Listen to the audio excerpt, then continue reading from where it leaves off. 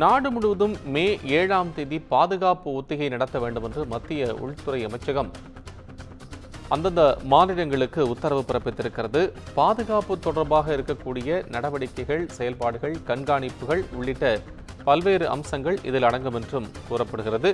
நாடு முழுவதும் மே 7ஆம் தேதி பாதுகாப்பு ஒத்திகை நடைபெறும் என்று அறிவிக்கப்பட்டிருக்கிறது. இதில் குறிப்பாக வான் மார்க்கமாக, கடல் மார்க்கமாகவும், அதேபோல தரை மார்க்கமாகவும் அனைத்து இடங்களிலும் மாநில, மாவட்ட எல்லைகள் உள்ளிட்ட பல்வேறு இடங்களிலும், குறிப்பாக அடுத்தடுத்த மாநிலங்களில் எல்லைகள் இருக்கக்கூடிய கடல் பகுதிகள், வான் பரப்புகள் உள்ளிட்ட பல்வேறு இடங்களிலும் இந்த பாதுகாப்பு ஒத்திகை மேற்கொள்ளப்படும் என்று அறிவுறுத்தப்பட்டிருக்கிறது.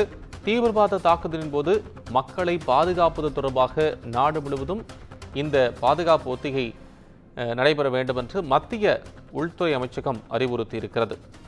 வான்வெளி தாக்குதலின் பட்சத்தில் எச்சரிக்கை வகையில் சைரன் அமைப்பை நிறுவ வேண்டும்.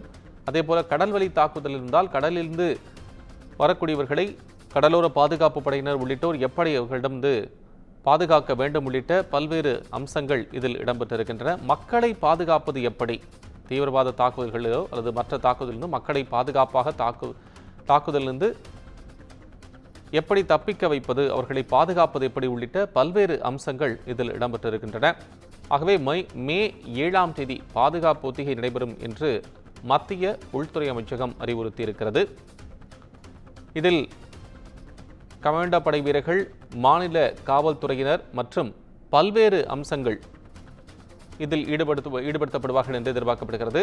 காவல்துறையினுடைய ஒரு தரப்பும் அதேபோல இராணுவத்தினுடைய முப்படைகளும் இதில் ஈடுபடுவார்கள்.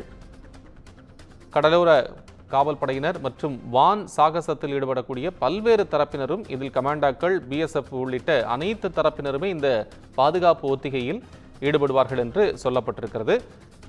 கடலோரத்தில் இருக்கக்கூடிய எல்லைகள் மற்றும் மாநிலங்களுடைய எல்லைகள் அவற்றின் வழியாகவும், அதேபோல மலைப்பாங்காக இருக்கக்கூடிய இடங்களில் அங்கு இருக்கக்கூடிய எல்லைப் பகுதிகளை பாதுகாப்பது, அது வழியாகவும் தீவிரவாத தாக்குதல்கள் நடைபெறாமல் இருப்பதற்கான ஏற்பாடுகள் மற்றும் கண்காணிப்பு நடவடிக்கைகளை தீவிரப்படுத்த வேண்டும் என்றும், இந்த பாதுகாப்பு ஒத்திகையின் மூலமாக அவற்றை கண்காணிக்க வேண்டும் என்றும் அறிவுறுத்தப்பட்டிருக்கிறது.